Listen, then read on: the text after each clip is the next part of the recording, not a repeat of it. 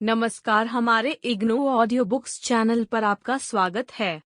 इंदिरा गांधी राष्ट्रीय मुक्त विश्वविद्यालय सतत शिक्षा विद्यालय स्नातक डिग्री कार्यक्रम वैकल्पिक पाठ्यक्रम ग्राम विकास बड़े 101 भारत में ग्राम विकास खंड 2 ग्रामीण विकास इकाई 2 ग्रामीण विकास दृष्टिकोण एवं प्रक्रिया 2.0 उद्देश्य।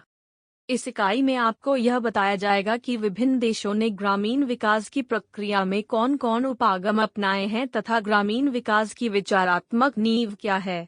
इस इकाई को पढ़ने के बाद आप आगे आने वाली समस्याओं जो कि हमारे गांवों के सामाजिक आर्थिक ढांचे में हैं समझ पाएंगे। यह इकाई पढ़ने के बाद आप जानेंगे कि ग्रामीण विकास की अवधारणा व अर्थ समझ जाएंगे। ग्रामीण विकास के लिए अपनाई गई प्रविधियां एवं अभिगम से परिचित होंगे और विभिन्न अंतर्राष्ट्रीय संगठनों द्वारा ग्रामीण विकास हेतु अपनाई गई प्रविधियों की जानकारी से अवगत होंगे। 2.1 प्रस्तावना। पूर्व की इकाई में हमने विकास का अर्थ, प्रकृति एवं अन्य तथ्यों की जानकारी प्राप्त की।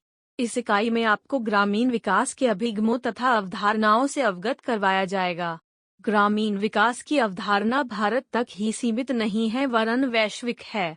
यह संभव है कि ग्रामीण विकास की चर्चा प्रत्येक राष्ट्र में भिन्न भिन्न हो सकती है। प्रायः यह होता है कि कोई प्रविधि किसी क्षेत्र विशेष के लिए लाभकारी होती है। भारत की सामाजिक आर्थिक विषमता तथा भारतीय समाज में ग्राम्य अर्थव्यवस्था का प्रभाव तथा असमानता अनेक प्रश्न खड़े करती है। इस इकाई में आपको ग्रामीण विकास के अनेक तथ्यों से अवगत करवाया जाएगा। 2.2 ग्रामीण विकास। ग्रामीण विकास का सीधा अर्थ गांवों का विकास करने की नीतियों से है। इसको एक ऐसे प्रक्रम के रूप में परिभाषित किया जा सकता है जो उन लोगों के भले के लिए है जो शहरों से दूर रहते हैं। टाइलर 1975 विश्व बैंक ने ग्रामीण विकास को ग्रामीण निर्धन लोगों के विशेष समूह की सामाजिक व आर्थिक स्थिति बेहतर करने की योजना बताया है। इस सोच की 2 मूल मान्यताएं हैं। एक, वर्तमान ग्रामीण समाज सामाजिक व आर्थिक विकास के अंतरण को वहन कर सकता है।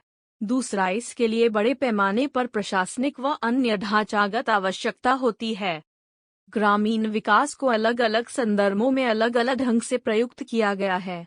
आइए ग्रामीण विकास को इस प्रकार से समझें। 1. एक संकल्पना। 2. एक घटना। 3. एक कार्यनीति। एक अवधारणा के रूप में ग्रामीण विकास का अर्थ ग्रामीण लोगों के जीवन स्तर को बेहतर बनाने के दृष्टिकोण के साथ ग्रामीण क्षेत्रों का समग्र विकास करना है। इस संदर्भ में ग्रामीण विकास सामान्यतया विकास है परंतु बहुआयामी है।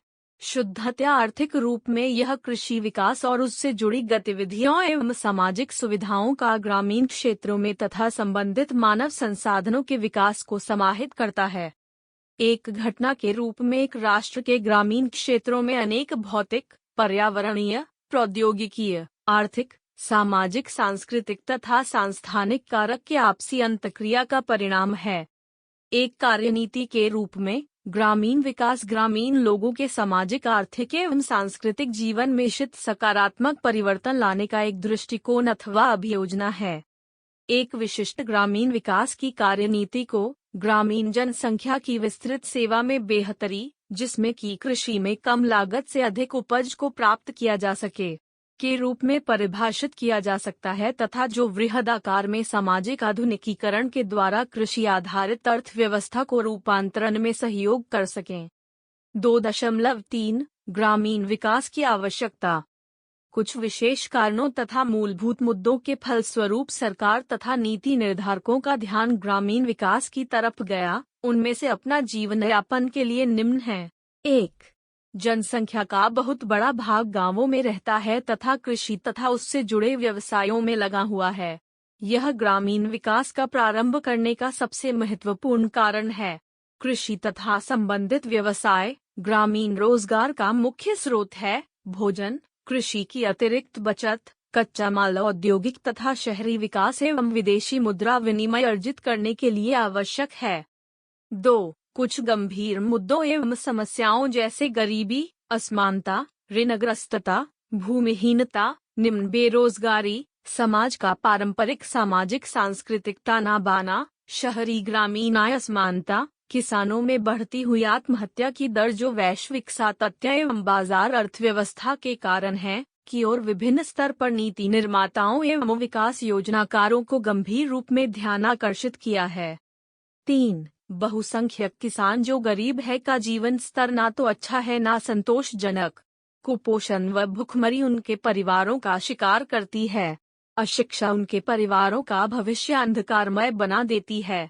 बीमारी व मृत्यु जल्दी जल्दी उनके दरवाजों पर आती है।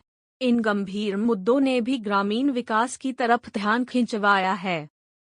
ग्रामीण जनसंख्या का शहरी क्षेत्रों की तरफ एक अन्य ज्वलंत समस्या है जिस कारण ग्रामीण विकास आवश्यक है। इस पलायन से शहरी क्षेत्रों में बहाव की समस्या खड़ी हो गई है, जिस कारण वहां पर शहरी गंदी बस्तियां बन गई हैं। ग्रामीण पलायन पहले से ही अभावग्रस्त शहरों के लिए एक भारी दबाव का कार्य करता है जो निम्न आवश्यकताओं का निम्न स्तर है। 2.4 ग्रामीण विकास की रणनीतियाँ।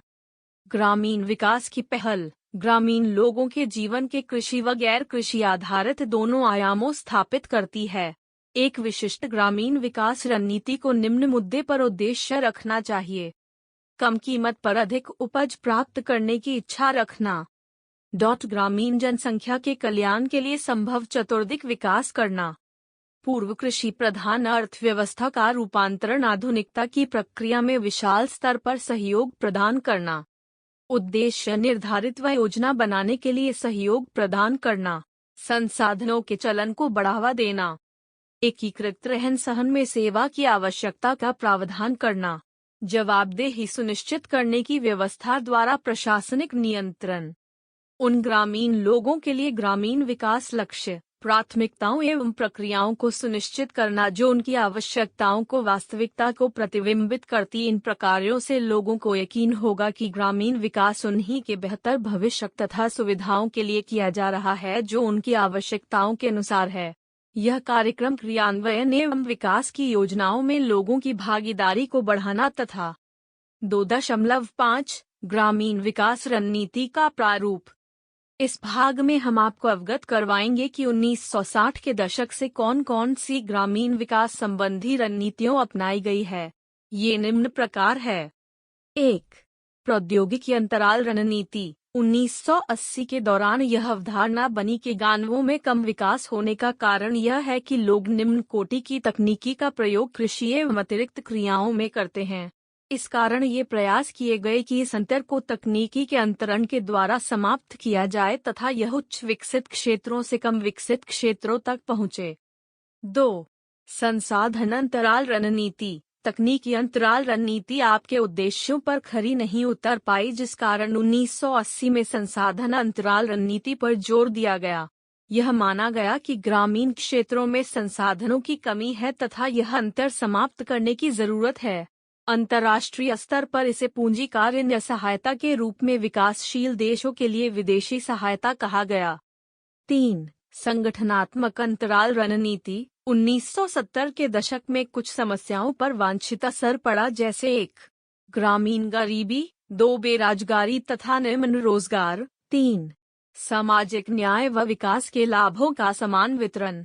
इस कारण संगठनात्मक अंतराल नीति बनाई गई। तकनीक व संसाधन तो चाहिए परंतु ठोस संगठनात्मक ढांचे के बिना विकास नहीं किया जा सकता। अंतर्निर्भर रणनीति। 1970 में यह आभास हो चला था कि संगठन स्वयं ही विकास करने में असमर्थ था। इस कारण यह तय किया गया कि एक प्रभावकारी विकास प्रक्रिया से a. स्थानीय क्षमता, b. शक्ति व अभिप्रेरण, c. नई तकनीक को अपनाना व प्रसार, d. स्थानीय संसाधनों का फैलाव एवं d. बाहरी स्रोतों का प्रभावशाली ढंग से प्रयोग करना।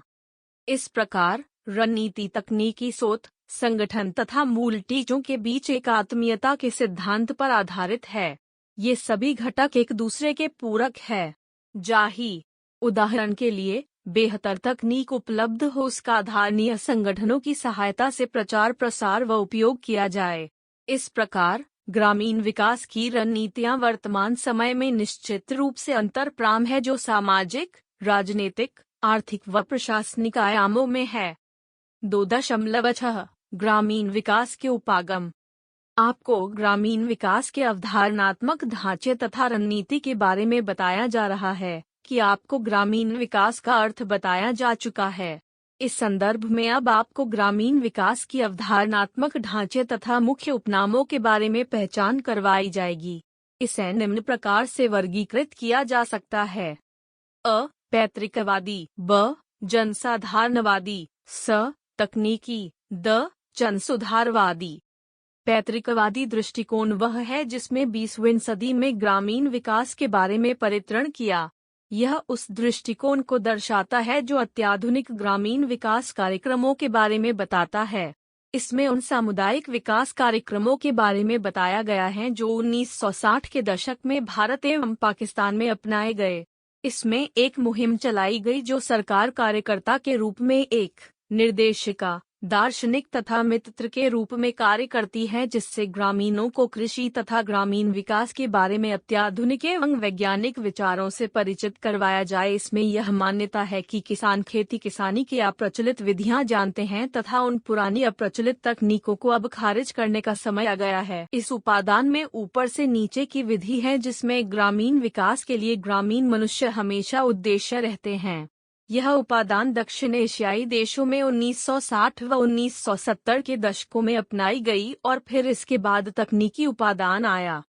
उग्र सुधारवादी उपादान का मुख्य उद्देश्य त्वरित सामाजिक परिवर्तन तथा राजनैतिक शक्ति का पुनर्वितरण करना है, ताकि शक्ति धनी किसानों से खेतिहर निर्धनों, छोटे किसानों को वितरित की जा सके। इस उपादान में इस बात का विश्वास रखा जाता है कि संपदा, भूमि सुधार के द्वारा आय असमानता में कमी करके का पुनर्वितरण किया जाए। यह उपादान चीन में किए गए प्रयोग पर आधारित था जो 20वीं सदी के पहले 2 दशकों में चीन में अपनाई गई थी। हालांकि कोरिया, ताइवान में समाजवाद के प्रभाव के बावजूद भी इन सुधारों को अपनाया। इसके उपरांत दक्षिण एशिया के देशों, भारत व श्रीलंका ने इन सुधार कार्यक्रमों को अपनाया। ये कार्यक्रम साधारणतः सुधारवादी थे। क्रांतिकारी ग्रामीण विकास कार्यक्रम सीधे सीधे वर्तमान की स्थिति को स्वीकार करने के बजाय उन्हें सीधे तौर पर ग्रामीण सामाजिक चुनौती देता है। अब आप ग्रामीण विकास से संबंधित उपादानों का परीक्षण कर सकते हैं। आप देखेंगे कि कोई भी उपादान स्वयं में पूर्ण नहीं है तथा कुछ न कुछ कमी सभी में है। इसके 2 प्रमुख कारण हैं। ये सभी उपादान अवास्तविक ग्रामीण मनुष्यों द्वारा चलाए जाते हैं, जो ना तो तटस्थ हैं और ना ही नासमझ हैं, जैसी कि वेटरनास्टिकवादियों को मान्यता होती है। यह उपादान टेक्नोक्रेटिक या कल्याणकारियों की मान्यता के अनुसार बुद्धिजीवी भी नहीं होते। प्रत्येक समाज असमांग होता है जिसकी आंतरिक गति को समझाना अनिवार्य है। कई देशों में हुए शोध यह बताते हैं कि ग्रामीण लोग उससे अधिक योग्य तथा जवाबदेह होते हैं जैसा कि पैटर्नालिस्टों का दृष्टिकोण है, लेकिन वे सामान्यतः अपनी जीवन को स्वयं ही बदलने के योग्य हैं जैसा कि तकनीकी तंत्रज्ञवादी उपादान की मान्यता है। दूसरा, जब पैटर्नालिस्टिक उपादान की यह मान्यता है कि ग्रामीण लोग असक्रिय तथा असहयोगी हैं, तो उन्हें परिवर्तन के लिए सक्रिय तथा उत्तरदायी अभिकर्ता इतने कम समय में कैसे बनाया जा सकता है। इसलिए इस उपादान में उक्त विचारों, नीतियों तथा सेवाओं को लेने में कष्ट होता है। स्थानीय समुदायों से आशा की जाती है कि उनसे जैसा कहा जाए वे उसी प्रकार उत्तरदायित्व का निर्वाह करें।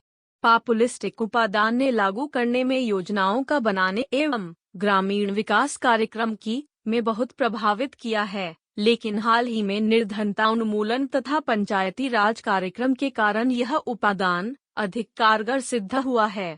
शुरुआत से ही हमें जन व्यय कार्यक्रमों के दृष्टिकोण तथा ग्रामीण विकास कार्यक्रमों के समानता लाने वाले कार्यक्रमों में अधिक ध्यानाकर्षण देखा गया है। यह सोच तब आई जब ग्रामीण विकास के कार्यक्रमों ने प्रगतिशील किसानों या मझौले किसानों की तरफ अधिक ध्यान देना आरंभ किया।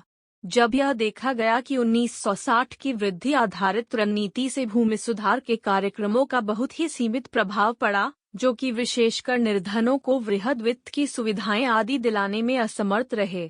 इस उपादान में मान्यता है कि ग्रामीणों का रुचि परिवर्तन एवं जीवन को परिवर्तित करने की तरफ है कि यदि नेताओं व नौकरशाही का हस्तक्षेप बंद हो जाए तो वे अपना विकास स्वयं ही कर लेंगे। ग्रामीण समाज अपनी आवश्यकताओं को स्वयं भली भांति समझते हैं। इस उपादान की विकास गतिविधि निम्न से उच्च प्रकार की है। सरकार की भूमिका यदि अनुमति दी जाए तो स्थानीय समुदाय अपने विकास को करने में स्वयं ही सक्षम है।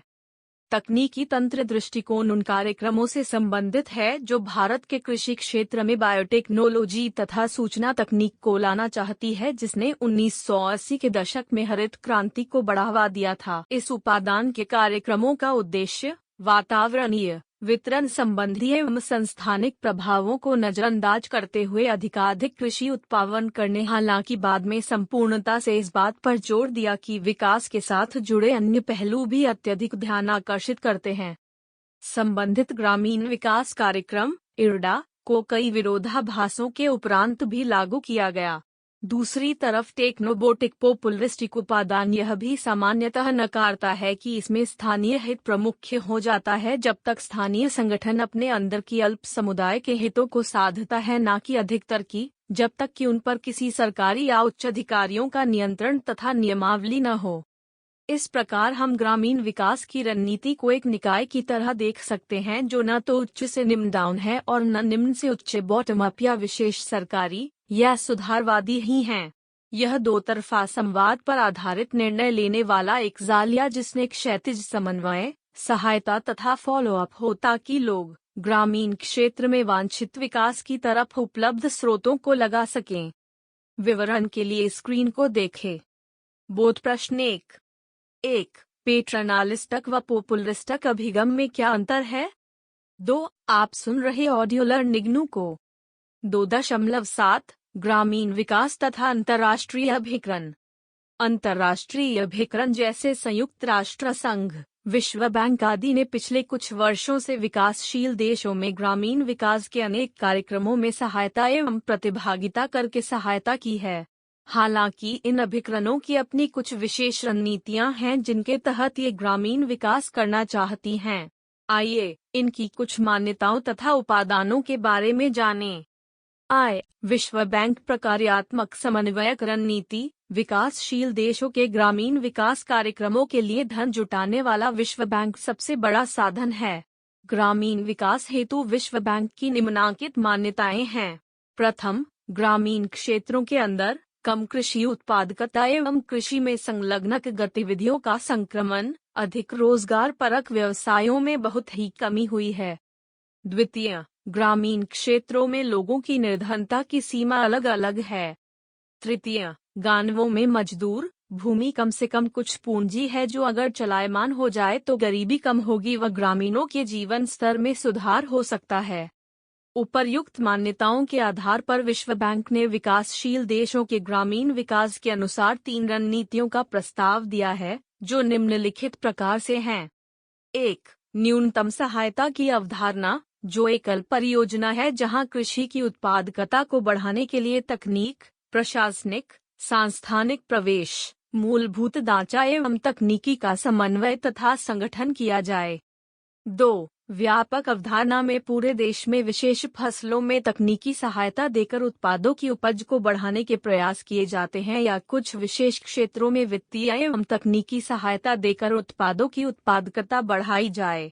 दोनों ही स्थितियों में कार्यक्रमों की प्रकार्यात्मक सहयोग को विशेष अधिकारों या सरकारी अभिकरणों के द्वारा राष्ट्रीय स्तर पर समन्वयित किया जाता है। समुदायों या सामुदायिक संगठनों को सेवा देने के उद्देश्य पर बल दिया जाता है। 3. क्षेत्र या विशेष कार्यक्रम की अवधारणा में स्वास्थ्य, शिक्षा तथा जनकार्य आदि एकल सेवाएं दी जाती है। इस प्रकार के कार्य अपने अपने क्षेत्र में पूरे देश में फैले होते हैं। विश्व बैंक का यह भी मानना है कि किसी एक ही सूत्र या सहायता के द्वारा पर्याप्त, आवश्यक या पूर्णतः प्रभावी ग्रामीण विकास कार्यक्रम नहीं किया जा सकता। 2. संयुक्त राष्ट्र संघ (UN) ग्रामीण आधुनिकीकरण रणनीति। विकासशील देशों की ग्रामीण विकास की समस्या के लिए संयुक्त राष्ट्र संघ (UN) की रणनीति निम्नलिखित 4 मान्यताओं पर आधारित है। ये हैं। 1. यह कृषि तथा गैर कृषि क्षेत्र के बीच आय के बढ़ते हुए अंतराल पर आधारित है। इसकी मान्यता है कि इस अंतराल, ग्रामीण शहरी पलायन के कारण इसकी बढ़ोतरी जारी रहेगी। 2. इस अंतराल को कम करने के लिए कृषि उत्पादकता, तकनीकी नवीनीकरण, गांव के सामाजिक एवं आर्थिक दावों का आधुनिकीकरण इस अंतराल को बड़ी मात्रा में कम करने में सहायक हो सकता है। नियंत्रित जनसंख्या वृद्धि के मिलान लिए यह जरूरी है कि आधुनिक उत्पादन तकनीकें कृषि उत्पाद की निर्गत दक्षता को बढ़ाएं। अंततः ग्रामीण सामाजिक तथा आर्थिक ढांचे को सेवाओं में समन्वित निवेश, सुविधाओं, मूलभूत ढांचा तथा तकनीक में समन्वय बनाकर आधुनिक बनाया जा सकता है। इस प्रकार आप देखेंगे कि संयुक्त राष्ट्र संघ (UN) की रणनीति जो कि ग्रामीण आधुनिकीकरण के लिए है वो शहरी ग्रामीण क्षेत्रों के एकीकरण को प्राप्त करने के लिए है, जबकि इसका मुख्य उद्देश्य कृषि विकास पर है।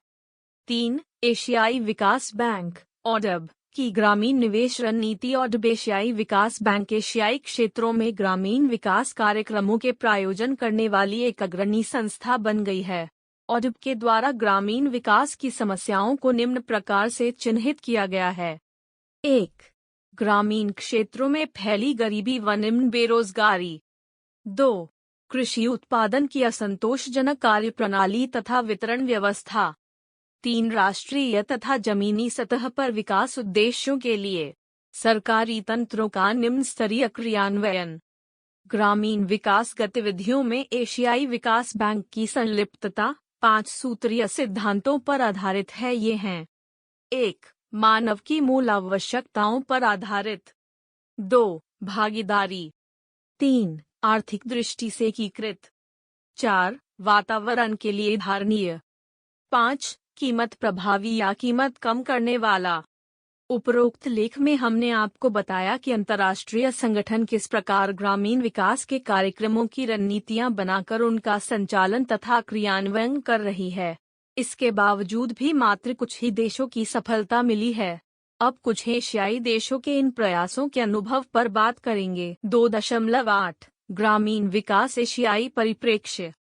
20वीं सदी के दूसरे हिस्से से एशियाई देशों ने ग्रामीण विकास के ऊपर प्राथमिकता देने की बात पर ध्यान दिया। हालांकि इन देशों ने समय के साथ साथ जननीतियों तथा उद्देश्यों में परिवर्तन भी देखा। इस बड़े परिवर्तन का प्रमुख कारण तेजी से बदलती वैश्विक स्थिति, अंतर्राष्ट्रीय सहायता तथा इन देशों के स्वयं की जटिल स्थितियां जैसे राजनैतिक, आर्थिक तथा सामाजिक ताना-बाना आदि भी थे। इसके साथ ही आप यह भी देखेंगे कि ग्रामीण विकास की नीतियों में आप इन एशियाई, विशेषकर दक्षिण एशिया देशों में अनेक समानताएं भी हैं। इस समानता का कारण इन देशों की सामाजिक तथा सांस्कृतिक स्थिति का साझापन है एवं इनके साथ उपनिवेशवाद का इतिहास भी है, जिसमें कि सांस्थानिक नियंत्रण एवं कृषकीय ढांचे को उपनिवेशवादी शक्तियों में अपनी आवश्यकता के अनुसार लगाया गया था। इस अवधि में सरकारों के ग्रामीण विकास के उद्देश्य तथा उन्हें लागू करने के विभिन्न कार्यक्रमों को देश की समग्र नीति, जो विकास के लिए थी, वैश्विक स्तर पर भी प्रभावित किया। विशेषतः ये सब विदेशी सहायता लेने के लिए अंतर्राष्ट्रीय आर्थिक ढर्रे तथा वातावरण के अनुसार डाले गए थे। ग्रामीण विकास मात्र भारत की ही समस्या नहीं है, वरन हमारे पड़ोसी राष्ट्र चीन, श्रीलंका आदि भी ग्रामीण निर्धनों के विकास की समस्या के उद्देश्य से जूझ रहे हैं। इसमें इन देशों का अनुभव देखना काफी रोचक होगा। प्रत्येक राष्ट्र की सांस्कृतिक, भौगोलिक तथा राजनैतिक स्थिति अलग अलग होती है। इन देशों के द्वारा झेली जा रही समस्याओं की प्रकृति तथा स्वरूप में भी अंतर है। इस कारण जैसे हम समस्याओं को सुलझाते हैं, दूसरे राष्ट्र इससे अलग करते होंगे। इसके साथ ही समस्या की पहचान की प्राथमिकताएं, उद्देश्य, योजना बनाना तथा उनसे संबंधित कार्यक्रमों को लागू करने की विधियां भी अलग अलग होती हैं। अब हम आपको एशियाई देशों द्वारा अपनाए गए ग्रामीण विकास कार्यक्रमों से अवगत करवाते हैं, जो निम्न प्रकार से है। 2.8.1 बांग्लादेश में ग्रामीण विकास कार्यक्रम। बांग्लादेश के द्वारा ग्रामीण विकास के निम्नलिखित कार्यक्रमों को प्रारंभ किया गया है। 1.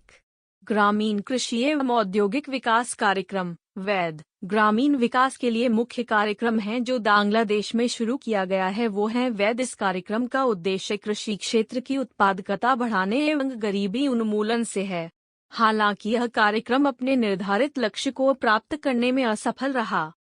ली कोमिला ग्रामीण विकास मॉडल बांग्लादेश ग्रामीण विकास अकादमी के द्वारा 1960 तथा 1960 के दशक में जो प्रयोग किए गए उन्हीं कोमला ग्रामीण विकास कार्यक्रम के रूप में जाना गया। इस कार्यक्रम में ग्रामीण जन कार्य, पंप द्वारा सिंचाई तथा सहकारी ऋण संगठनों को शामिल किया गया। इस कार्यक्रम ने अनेक सफलताएं प्राप्त की। इनमें से प्रमुख हैं इसके द्वारा सहकारी ऋण संगठनों की स्थापना। कोमला ग्रामीण विकास मॉडल ने कृषि की उत्पादकता बढ़ाकर सफलता अर्जित की, जिसमें नई तकनीक को बढ़ावा देना, ऋण संस्थानों में ग्रामीण बचत कार्यक्रम, ग्रामीण स्तर के ऋण संस्थानों को बड़े ढांचों में बदलाए तथा छोटे बड़े किसानों को मिलाकर ग्रामीण परिवर्तन के संस्थाओं का सृजन करना। ये दोनों कार्यक्रम तब शुरू हुए जब बांग्लादेश पाकिस्तान का अंग था। 3. एकीकृत ग्रामीण विकास कार्यक्रम (ERDP). कोमिला ग्रामीण विकास कार्यक्रम की सफलता के बाद ERDP कार्यक्रम प्रभाव में आया। इस कार्यक्रम के अंतर्गत 250 स्थानों को लिया गया। 4. कार्य के लिए भोजन कार्यक्रम (FWP). बांग्लादेश ने 1970 के दशक में विकसित राष्ट्रों से बहुत बड़ी संख्या में भोजन सहायता प्राप्त की। FWP कार्यक्रम इस प्रकार 1970 के मध्य दशक में प्रारंभ किया गया, जिसमें ग्रामीण ढांचे को बनाने में जैसे सड़क, पुल, ड्रेन सिस्टम, सिंचाई नहरें, स्थानीय प्रशासनिक भवनों का निर्माण आदि करना शामिल थे। इस कार्यक्रम में ग्रामीण निर्धनों को रोजगार देने का प्रावधान था, क्योंकि सूखे के समय में कृषि पर आधारित रोजगार सीमित होता है। जो मजदूर RWP में काम पर लगाए जाते हैं उन्हें नगद तथा जो FWP में लगाए जाते हैं उन्हें पारिश्रमिक के बदले अनाज दिया जाता था। सूक्ष्म ऋण कार्यक्रम। बांग्लादेश में निर्धनता का मुख्य कारण गरीबों द्वारा ऋण का आसानी से ले लेना चिन्हित हुआ है। चूंकि व्यावसायिक ऋण संस्थान के लिए काफी स्रोतों जैसे भूमि, ऋण वापसी के साधन आदि की आवश्यकता होती है, इसी कारण से गरीबों के लिए ऋण का एकमात्र स्रोत अनौपचारिक क्षेत्र रहे हैं। बांग्लादेश में ग्रामीण बैंक की सफलता के बाद से समूह आधारित ऋण देने के कार्यक्रमों को बहुत प्रसिद्धि मिली है। मोहम्मद यूनुस के नेतृत्व में ग्रामीण बैंकों को स्थापित करके सूक्ष्म ऋण क्रांति दक्षिण एशिया के देशों में हुई। इसके मुख्यतः 2 सूक्ष्म ऋण कार्यक्रम हैं: बांग्लादेश ग्रामीण प्रगति समिति (BRAC) एवं बांग्लादेश ग्रामीण विकास बोर्ड का ग्रामीण विकास कार्यक्रम, जिसमें विकास की अन्य अनेक गतिविधियां भी सम्मिलित है। UN के अध्ययन UNOPS/AROS 1996 में पाया गया कि 12 एशियाई देशों के 5.1 मिलियन घरों तक 39 सूक्ष्म ऋणों के कार्यक्रम हैं। इसमें लगभग 4.5 मिलियन घर बांग्लादेश में तथा मात्र 0.8 मिलियन घर बाकी क्षेत्र में हैं। परिणाम स्वरूप चीन के द्वारा उच्च साक्षरता दर ही प्राप्त नहीं की गई, वरन शिक्षा का प्रयोग जनता के बीच जागरूकता पैदा करने के लिए भी किया। 2.8.2 चीन में ग्रामीण विकास। एशियाई देशों में चीन ऐसा देश है जिसमें अर्थव्यवस्था के सभी आयामों विशेषकर ग्रामीण विकास में बहुत त्वरित वृद्धि की है। इस कारण चीनी विकास का प्रयोग अन्य देशों के लिए मिसाल के तौर पर देखा जा सकता है। चीनी विकास के बाद के क्रांतिकारी परिवर्तन इसके राजनैतिक ढांचे में तथा फलस्वरूप कम्युनिस्ट समाज की स्थापना की गई। चीन में अपनाए गए ग्रामीण विकास कार्यक्रमों की नीति किसी एक निश्चित प्रकृति के नहीं रहे हैं। ये उपादान अन्य राष्ट्रों द्वारा अलग ढंग से अपनाए गए हैं। इसकी प्रमुख विशेषताएं निम्नलिखित है। शिक्षा सुधार। ग्रामीण विकास के लिए चीन में पहला मुख्य कदम था शिक्षा सुधार करना। शिक्षा अभियान का मुख्य उद्देश्य यह था कि चीन के किसानों को शिक्षित किया जाए ताकि वे उपज बढ़ा सके तथा कुल मिलाकर किसानों का हित कर सकें। ग्रामीण शिक्षा की नीति 3 स्तरों पर लागू की गई: मूल साक्षरता, प्राथमिक, सेकेंडरी तथा व्यावसायिक शिक्षा एवं विज्ञान के क्षेत्र में प्रशिक्षण। इसका परिणाम यह हुआ कि चीन ने उच्च साक्षरता दर तो प्राप्त की ही वरन जनता की जागरूकता में भी वृद्धि की। भूमि सुधार एवं कृषि का आधुनिकीकरण। सामूहिकता, स्वयं पर भरोसा, एक समानता एवं कृषि का आधुनिकीकरण चीन में सुधार कार्यक्रम के मुख्य स्तंभ थे। कृषि सुधार के लिए चीन में निम्न मुख्य कदम उठाए गए। कृषि भूस्वामित्व अधिकार का अंतरण इस दिशा में प्रथम कदम था। बड़े जमींदारों से भूमि का स्वामित्व गरीब किसानों तथा कृषकों को दे दिया गया। बाद में आपसी सहयोग टीम (MAT) का गठन किया गया। सामान्यतः इस टीम में 10 घर के लोग होते हैं तथा एक जगह स्रोत इकट्ठा करते हैं, जैसे श्रम, जुताई हेतु पशु के कृषि यंत्र, जो सब मिलकर प्रयोग करते हैं। शुरुआत में ये संगठन तदर्थ आधार पर शुरू हुए हो, परंतु बाद में लंबे समय तक चलने के बाद संगठन बन जाते हैं। कृषि उत्पादन APC, पारस्परिक सहायता समूह मैट, धीरे धीरे कृषि उत्पादन सहकारिता में बदल गए, जिन्होंने प्रारंभ में भूमि तथा उत्पादन के अन्य साधनों को एक स्थान पर इकट्ठा करना शुरू कर दिया। इसी के साथ इसके सदस्य भागीदारी के हिसाब से अपना अपना हिस्सा लाभांश में से ले लेते हैं। व्यक्तिगत संपत्ति का उन्मूलन फलस्वरूप APC आकार में बहुत बड़े हो गए, जिसमें 50-60 घर सदस्यों के रूप में जुड़ गए। ये सभी भूमि स्वामी व उत्पादन के साधनों के स्वामी हो गए। व्यक्तिगत संपत्ति का अधिकार केवल छोटे छोटे भूखंडों तक सीमित कर दिया गया, जैसे सब्जी उगाने, मुर्गी पालन तथा घरेलू पशुओं के लिए। खेती के पशु, बड़े बड़े खेती यंत्र तथा सदस्यों का प्रयोग जो सामूहिक हो गए थे, उन्हें मुआवजा दिया जाता है। कम्यून व्यवस्था चीन में सामूहिकता तेजी से बढ़ी तथा 1956 तक कम से कम 20,000 विकसित APC हो गई थी। इनकी सफलता तथा बढ़े हुए उत्पादन व अतिरिक्त मूल्य ने 1958 में साम्यवादी समाज की स्थापना की तरफ कदम बढ़ाया। एक औसत कम्यून में लगभग 5,000 घर थे, जिसका अर्थ था कि वे राजनैतिक, सामाजिक, आर्थिक एवं सांस्कृतिक रूप से आत्मनिर्भर हो गए थे। इस प्रयोग से सामूहिक जीवन, रहन सहन एवं उत्पादन के साधनों का स्वामित्व सामूहिक हो गया। 2.8.3 श्रीलंका में ग्रामीण विकास। श्रीलंका में ग्रामीण विकास के निम्नांकित कार्यक्रम लागू किए गए। शुष्क क्षेत्र विकास, इस योजना को सुधार व निर्माण की उन गतिविधियों को पूर्ण करने में किया गया जिनसे सिंचाई का कार्यक्रम तथा बेकार पड़ी भूमि को लीज पर देने का प्रावधान था। यह महावेली प्रोजेक्ट, जो कि अनप का एक महत्वाकांक्षी परियोजना थी, की शुरुआत के साथ जारी रहा। इसे बाद में SCFP ने पोषित किया। इस योजना के अंतर्गत महावेली गंगा व्यवस्था का जल सिंचाई तथा कृषि उत्पादन के कार्यों हेतु शुष्क क्षेत्रों में वितरित किया गया। ग्रामीण ऋण, यह महसूस किया गया कि ग्रामीण ऋण ग्रामीण व्यवस्था में विविधता, प्रगतिशीलता का फैलाव, कृषि तकनीकी तथा सामान्य ग्रामीण पुनर्निर्माण आदि आवश्यक है। कृषि उत्पादन के लिए सांस्थानिक जन के प्रसार के द्वारा उन किसानों को राहत मिली जो सूदखोरों से बड़े ब्याज दर पर धन लेते थे। मंडलीय विकास समिति योजना काउंसिल स्कीम DDC, विकास के प्रारंभिक उपायों के द्वारा जनता के रहन सहन में बहुत अधिक सुधार नहीं हुए तो सरकार ने एक अलग रणनीति अपनाई। वर्ष 1970 में अर्थ वित्त मामलों के मंत्रालय ने एक अलग मंडल की स्थापना की, जिसे क्षेत्रीय विकास खंड RDD कहा गया। इसके पीछे अवधारणा स्थानीय नीतियों को शामिल किया जाना था, ताकि स्थानीय स्रोतों, कुशलता, ज्ञान को एक साथ लेकर स्वयं तथा क्षेत्र का आर्थिक विकास किया जा सके। क्षेत्रीय विकास खंड की अनुशंसाओं पर आधारित मंडल विकास समिति को बनाया गया, ताकि समितियों में ग्राम समितियों, ग्रामीण विकास समाज का कृषि समिति, महिला समिति तथा सहकारिता समितियों का गठन किया जा सके। DDC क्षेत्रीय विकास खंड जिला स्तर पर भी कार्य करते हैं। क्षेत्रीय विकास खंड की शुरुआत प्रारंभ में 3 जिलों में एकीकृत ग्राम योजना के तहत शुरू किया। बोध प्रश्न 2। 1. चीन में भूमि सुधार की प्रमुख विशेषताएं क्या है? ली, बांग्लादेश के सूक्ष्म वित्त व्यवस्था को समझाइए। 2.9 सारांश। इस इकाई में पाठकों को यह जानकारी देने का प्रयास किया कि ग्रामीण विकास का अर्थ, आवश्यकता, रणनीति एवं प्रारूप के बारे में बताया जाए। इस इकाई में यह भी विस्तार से बताया गया कि किस प्रकार अंतर्राष्ट्रीय अभिकरणों ने ग्रामीण विकास के लिए कार्यक्रम तैयार किए।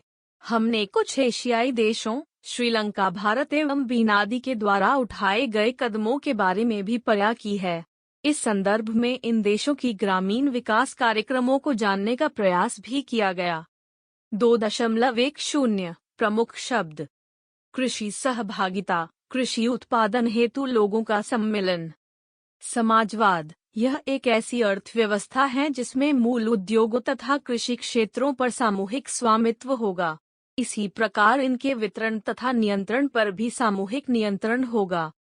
धन्यवाद, मिलते हैं अगले वीडियो में।